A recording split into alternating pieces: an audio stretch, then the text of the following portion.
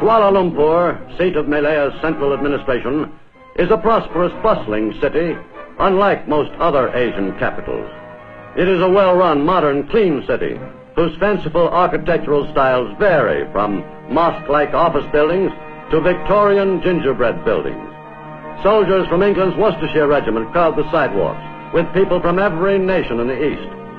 Here in the heart of the city, dominated by this memorial to empire builder Sir Frank Swettenham, life is as relaxed as one chooses to make it. Some of Kuala Lumpur's residents prefer to take things as they come.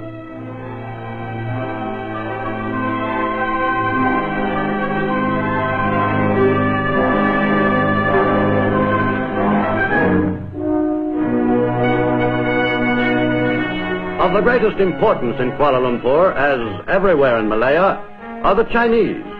Roughly equal in numbers to the Malays, they completely dominate the country's economic life, without sharing in its politics to any appreciable extent.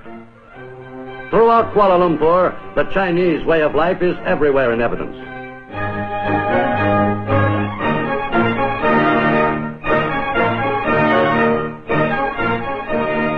The Malay-Chinese conflict is the root of Malaya's problems today. The Chinese attachment to their customs and traditions is exemplified by the popularity of this Chinese music drama.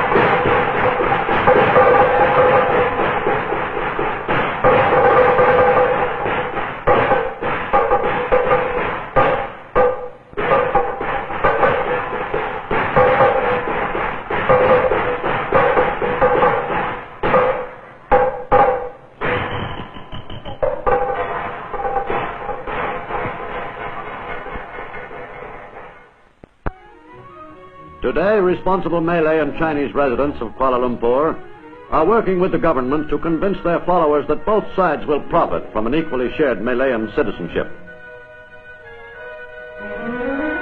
Kuala Lumpur's European population is small compared to its Asian inhabitants.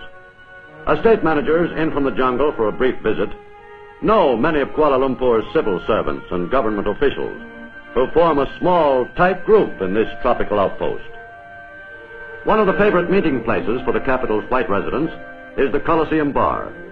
Here, Tony Hooper hopes to see a few friends and catch up on the news and gossip, especially the prospects for U.S. stockpiling of rubber, which would send the price of his rubber up once more. Inside the Coliseum, Hooper encounters Robert Lindsay, an officer in the government's information service. Scotsman Lindsay has been in Kuala Lumpur for a year, but even the most recently arrived civil servant can tell the jungle visitors from the men stationed in Kuala Lumpur. No rubber planter ever goes unarmed.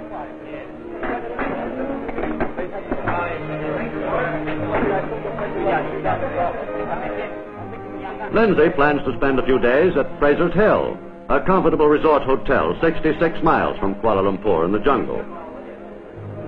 The woods and the edge of the jungle outside the city still harbor some communist guerrillas.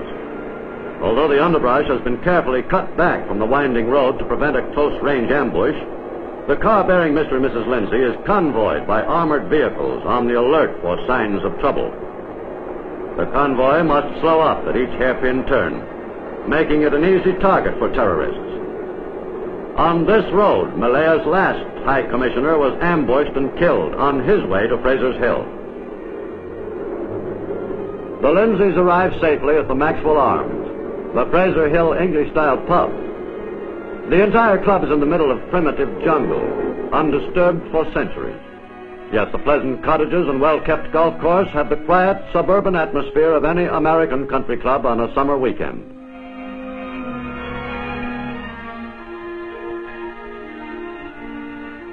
Put two Englishmen in the jungle and they will hack out a golf course, is an old British saying. Robert Lindsay, like most British residents of Malaya, sticks to his custom of weekend golfing and business as usual, terrorists or no terrorists. It is this British ability to impress the English way of life on the varied lands under their influence that made them such successful colonizers. But the jungle golf course is fading fast as a symbol of the British Empire.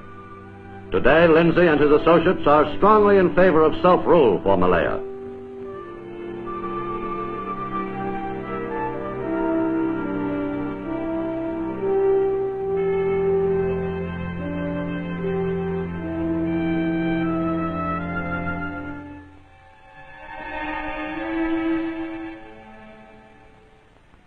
Visible proof of Britain's changing attitude are Kuala Lumpur's once exclusive clubs.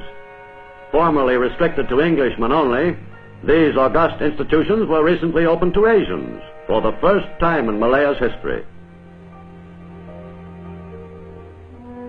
On this Sunday morning, Mr. and Mrs. Lindsay enjoy the weekly cricket match at the Selangor Club. Mrs. Nixon, the scorekeeper, is a fixture at the club.